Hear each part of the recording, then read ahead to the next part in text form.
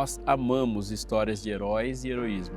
Acredito que muito mais do que admirar os superpoderes em algo ou alguém, ou talvez algo que tem poder de fato de mudar as coisas, nós amamos as histórias de vitórias nas desvantagens. Afinal de contas, em quase todas as histórias de super-heróis, desses que têm superpoderes, há de alguma forma um contexto em que ele fica vulnerável, fica em desvantagem, ou seja, por uso de uma criptonita ou algo similar, ou pelo sequestro da amada, do amado, da mãe, seja lá como for. Os finais são sempre caracterizados pelas grandes viradas. O que esperamos ao concluirmos histórias como essas?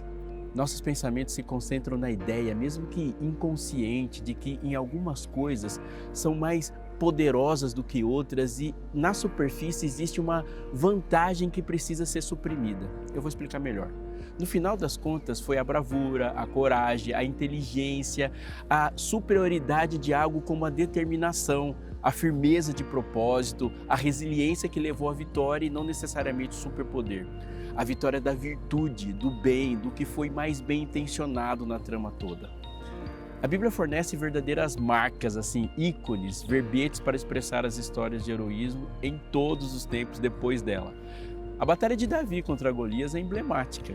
E depois dela, um número enorme de pessoas passou a usar essa história para ilustrar ou nomear as demais histórias onde o pequeno venceu o grande. Mas além da história do rei e pastor, há muitas outras. Algumas bem mais conhecidas e outras um pouco menos. Mas a gente pode concluir facilmente que a Bíblia é o livro das histórias impossíveis, o livro dos improváveis. As batalhas estão de ponta a ponta e eu não me refiro somente às batalhas cósmicas, espirituais, as batalhas do coração. Ela também está cheia de guerras físicas, de embates sangrentos, de lutas e conquistas, de vitórias espetaculares e derrotas acachapantes. A gente já vê no livro de Gênesis o patriarca Abrão lutando em uma incontestável desvantagem nas planícies de Sodoma e ele venceu e resgatou seu sobrinho Ló e salvou as cidades da planície. Do Êxodo para frente é uma batalha atrás da outra até a batalha final do livro do Apocalipse. Agora, volte um pouco em seu pensamento para o que eu disse agora há pouco. As batalhas não são apenas físicas, dessas visíveis no tempo e espaço. Elas ocorrem em todas as esferas da existência e em, que eu posso dizer, intersecções multidimensionais. Jacó luta com nada mais, nada menos do que o anjo do Senhor em Gênesis 32. Eliseu pede a Deus que abra os olhos do seu assistente para que perceba a dimensão até então invisível da batalha. O texto diz que Eliseu orou e disse: Senhor, peço-te que abras os olhos dele para que veja. O Senhor abriu os olhos do moço e ele viu que o monte estava cheio de cavalos e carros de fogo ao redor de Eliseu. Esse texto você pode ler lá em 2 Reis, capítulo 6, verso 17. Há mais batalhas.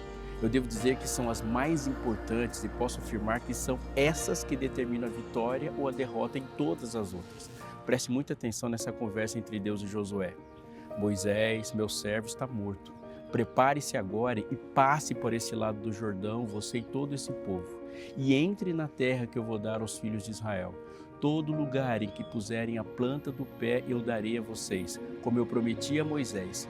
O território de vocês irá desde o deserto e o Líbano até o grande rio, o rio Eufrates, estendendo-se através de toda a terra dos heteus e até o mar grande, na direção do poente do sol. Ninguém poderá resistir a você todos os dias da sua vida. E assim como estive com Moisés, estarei com você. Não o deixarei, nem o abandonarei. Seja forte e corajoso, porque você fará este povo herdar a terra que sob juramento prometi dar aos pais deles. Tão somente seja forte e muito corajoso, para que você tenha o cuidado de fazer segundo toda a lei que o meu servo Moisés lhe ordenou. Não se desvie dela, nem para a direita, nem para a esquerda, para que seja bem-sucedido por onde quer que você andar. Não cesse de falar desse livro da lei, pelo contrário, medite nele de dia e de noite, para que você tenha o cuidado de fazer segundo tudo que nele está escrito. Então você prosperará e será bem-sucedido. Não foi eu que te ordenei? Seja forte e corajoso. Não tenha medo nem fique assustado, porque o Senhor seu Deus estará com você por onde quer que você andar. Esse texto maravilhoso está em Josué 1, 2 a 9. uma conversa entre o comandante e seu capitão, uma conversa que antecede uma guerra, e essa conversa é uma garantia de vitória que é dada de Deus para Josué. Em nenhum momento há alguma dúvida sobre o sucesso da empreitada. Pelo contrário, o Senhor dos Exércitos leva o seu servo Josué a visualizar claramente o cumprimento da antiga promessa. Eu estarei com você, ninguém poderá te resistir. Neste momento, o natural seria a conversa caminhar para a descrição de bravura e coragem para executar o plano. De fato, a conversa caminha para a coragem exigida, como nós vimos, mas ela está concentrada em uma outra ação, uma atitude.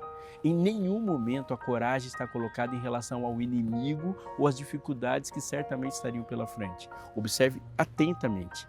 Tão somente seja forte e muito corajoso para que você tenha o cuidado de fazer segundo toda a lei que o servo Moisés lhe ordenou. A coragem é para obedecer, coragem para fazer o correto. E essa é a maior luta que Josué e seu povo vão enfrentar nos próximos passos rumo à terra da sua herança. É sobre isso que nós vamos continuar falando. Não sai daí, porque tem mais fé para hoje.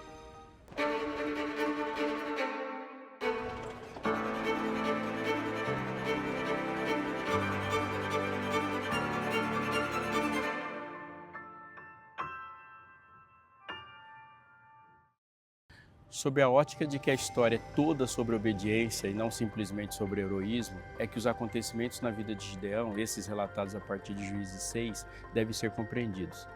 Preste muita atenção comigo na maneira como o relato começa. Os filhos de Israel fizeram o que era mal aos olhos do Senhor e por isso o Senhor os entregou nas mãos dos midianitas durante 7 anos. Isso está em Juízes 6, capítulo 1. Há um protagonista soberano na história. Nem de longe e nem de perto o narrador diz que foi a superioridade militar dos midianitas que colocou os filhos de Israel naquela condição.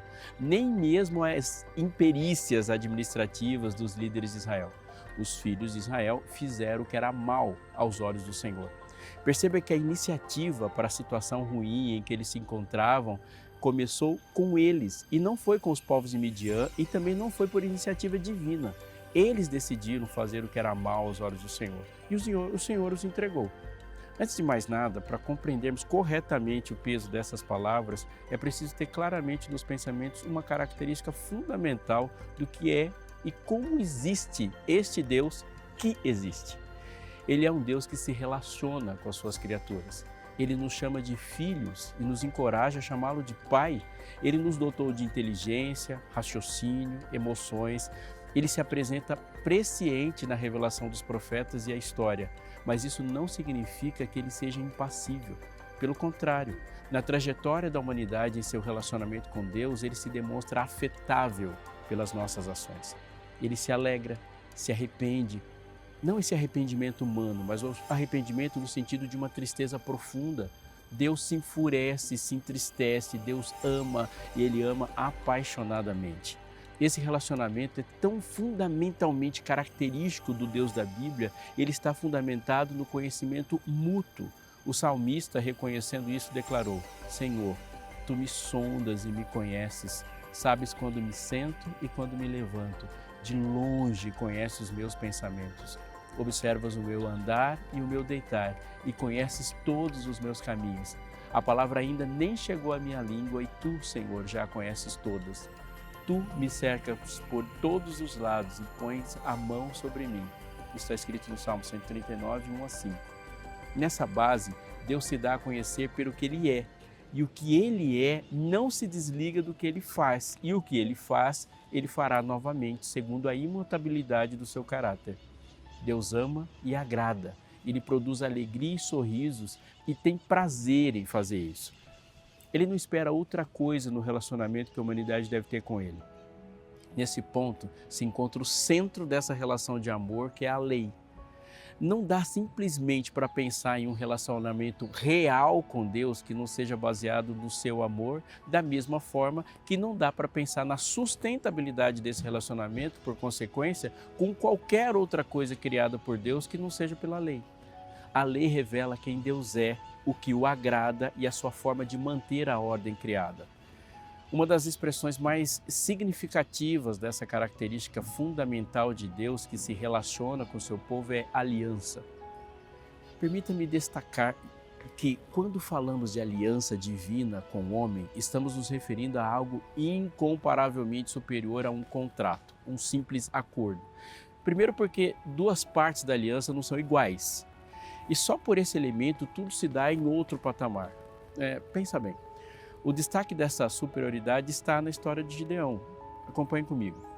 Então o anjo do Senhor veio, sentou-se debaixo do carvalho que está em Ofra, que pertencia a Joás, da família de Abiezer. Gideão, filho de Joás, estava malhando trigo no lagar, para o pôr a salvo dos midianitas.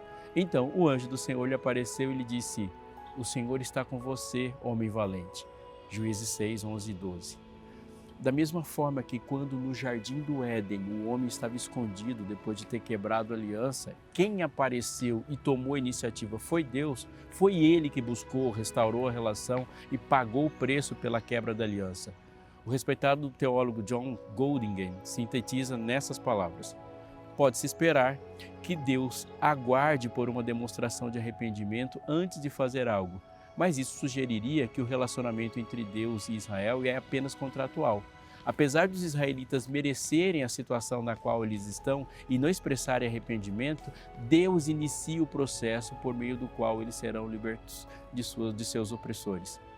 Deus não os entregou nas mãos dos midianitas, portanto, para serem destruídos pelos midianitas, mas para que, conscientes das suas ações, eles se voltassem ao Senhor. Israel tinha que perceber que, ao escolher viver como todos vivem, eles estavam condenados a sofrer o que todos sofrem e, por fim, a morrer como todos morrem.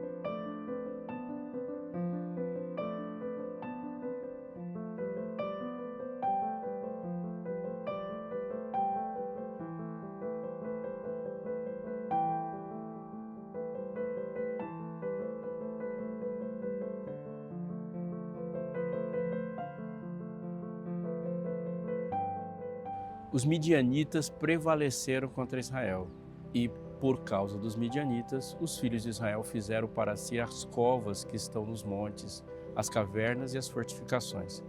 Porque cada vez que os israelitas semeavam, os midianitas, os amalequitas e os povos do Oriente os atacavam. Juízes capítulo 6, versos 2 e 3. Esse é o trailer deste filme real. A história de Gideão começa com essa descrição. Há um inimigo cruel e ladrão que impede o crescimento de Israel. Mais do que isso, Israel está terrivelmente estrangulado por eles e vivendo a inversão de seu propósito naquela terra, correndo como fugitivo e refugiando-se no pior da terra, nas montanhas, nas cavernas. Aqui reside a trágica ironia da infidelidade retratada da idolatria. Quando o texto usa a expressão fez o que era mal aos olhos do Senhor, ele deixa na superfície o que aconteceu. Em algum momento, as ações do povo de Deus não eram mal aos seus próprios olhos, o que era de fato mal aos olhos dos homens, ao seu prejuízo. Assim, Israel ficou muito debilitado com a presença dos midianitas. Então, os filhos de Israel clamaram ao Senhor. Quando os filhos de Israel clamaram ao Senhor por causa dos midianitas, o Senhor lhes enviou um profeta que lhes disse: assim diz o Senhor, Deus de Israel: eu tirei vocês do Egito, da casa da servidão. Eu os livrei das mãos dos egípcios e das mãos de todos os opressores.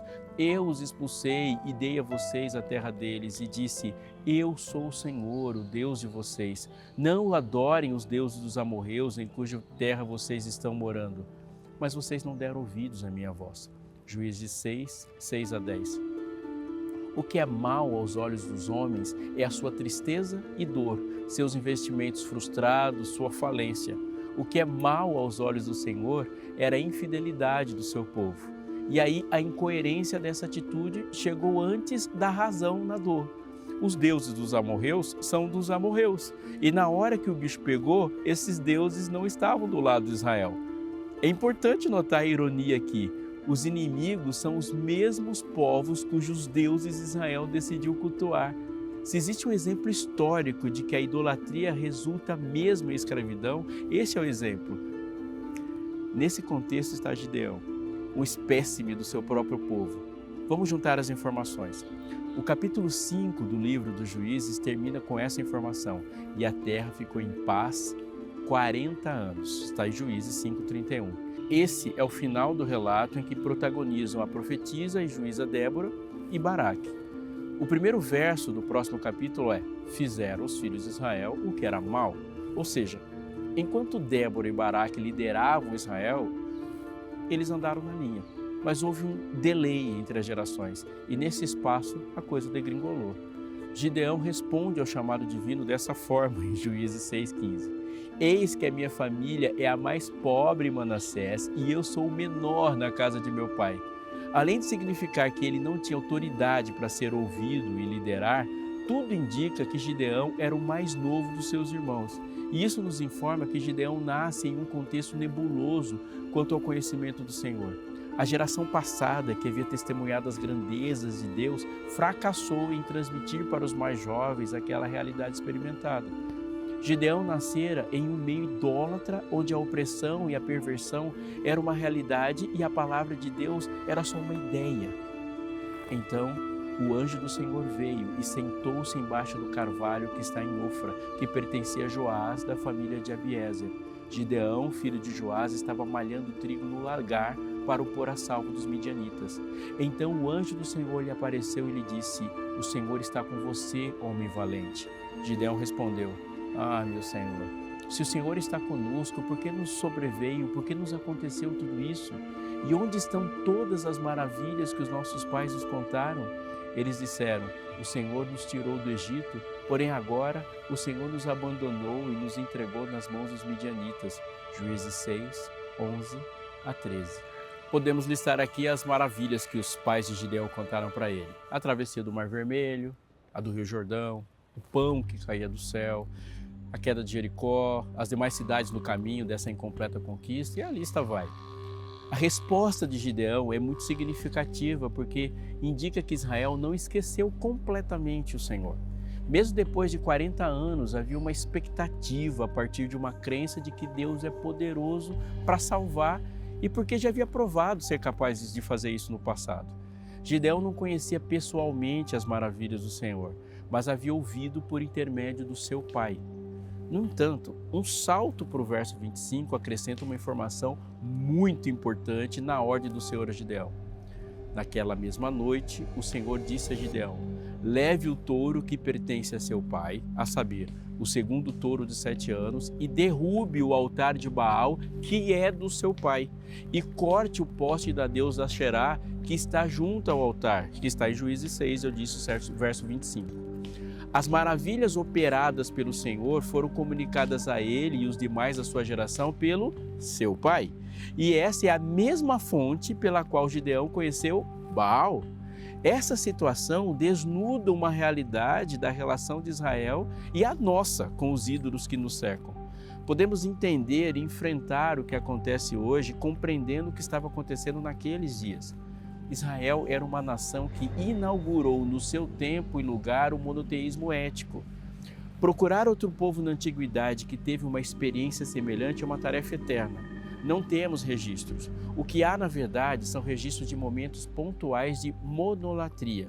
E a diferença entre monoteísta e o monólatra é importante para a compreensão do mundo antigo, tanto para a compreensão do mundo contemporâneo. O monoteísmo consiste na adoração e na crença de um único Deus. Para o monoteísta, existe o Deus verdadeiro e todos os demais são falsos. Eles simplesmente são produtos da criação humana, não há paralelos para o Deus verdadeiro. Já a monolatria é a adoração a um Deus, de preferência a todos os outros. A existência de outros deuses não é negada, ela é preterida. A explicação delineia claramente a diferença entre os dois conceitos, mas na prática a linha que separa pode ser imperceptível e muita gente cruza sem perceber.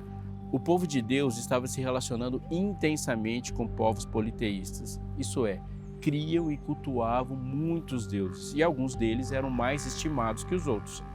Faz parte da cultura politeísta a organização da vida material a partir desses deuses, e dessa forma as áreas da vida estão atreladas, cada um desses, a uma dessas divindades. Há quem cuide da chuva, ao deus da colheita, ao deus da família, ao deus da guerra, dos sonhos, da saúde, ao deus do plantio e assim por diante. O resultado dessa colisão descuidada entre um povo monoteísta que abriu mão da sua missão na Terra Prometida e vários povos politeístas é que o Jeová, Yahvé, não foi esquecido ou abandonado, mas foi dada a ele uma especialização. Enquanto aos deuses era dado crédito para a segurança, os sonhos, os planos, o prazer, o sucesso, o conforto e a fartura, ao Deus de Abraão, Isaque e Jacó foi delegada a tarefa de socorrer seu povo infiel quando os outros deuses falhavam e eles se encontravam em apuros. Se você escolher entre Deus e nada mais, você acabará com Deus e tudo mais. Mas se você escolher a Deus e algo mais, terminará sem Deus e nada mais. Real para eles, real também para nós. É impressionante pensar que não havia nenhuma novidade sobre a realidade que eles estavam experimentando. Muito tempo antes disso, Deus já havia revelado a Moisés com detalhes qual seria a sua reação diante da traição ou a quebra da aliança. Vocês serão sempre oprimidos e roubados durante todos os seus dias, e não haverá ninguém que os salve. Você construirá uma casa, mas não irá morar nela. Plantará uma vinha, mas não colherá os seus frutos. O seu boi será morto diante dos seus olhos, mas você não comerá da carne. O seu jumento será roubado diante dos seus olhos e não lhe será restituído. As suas ovelhas serão dadas aos seus inimigos e não haverá ninguém que os socorra. O fruto da sua terra e de todo o seu trabalho será comido por um povo que vocês nunca conheceram, e vocês serão oprimidos e quebrantados todos os dias. Deuteronômio 28, 29 a 33. Lá estava Gideão e os seus irmãos vivendo tudo isso. Nos 100 versículos que compõem essa história, Deus fala com Gideão 10 vezes, além de ter enviado um profeta antes de pessoalmente incumbir Gideão de sua missão. Deus falou, deixou escrito, impressionou, mandou recado, fez desenho, fez mímica, fez gesto, mas o povo só ouviu aflição. Os povos de Deus fizeram o que era mal aos olhos do Senhor e por isso o Senhor os entregou nas mãos dos midianitas. Assim Israel ficou muito debilitado com a presença dos midianitas. Então os filhos de Israel clamaram ao Senhor. Há uma história de fé, de heroísmo e de vitória sobre os inimigos que se desdobra deste ponto, mas ela não é mais importante do que o ponto onde essa história começa, simplesmente pelo fato de que ela poderia nem ter acontecido. A presença dos midianitas não é um infortúnio, não acidental. Ela existe somente porque Israel fez o que era mal aos olhos do Senhor. E o Senhor, sendo rico em misericórdia, atuou fortemente para que essa situação não chegasse a esse ponto. Mas ela chegou. Os grandes tropeços parecem estar muito mais relacionados ao tamanho de quem tropeça do que necessariamente ao tamanho do obstáculo. Todos na nossa geração estiveram e ainda estão sujeitos a teologias de tudo. Teologia feminina, teologia negra, teologia da libertação, teologia da prosperidade, e a gente pode passar um tempão aqui para completar a lista. Não podemos negar que é na Bíblia que devemos buscar as respostas para os desafios da vida, em suas especificidades e vicissitudes.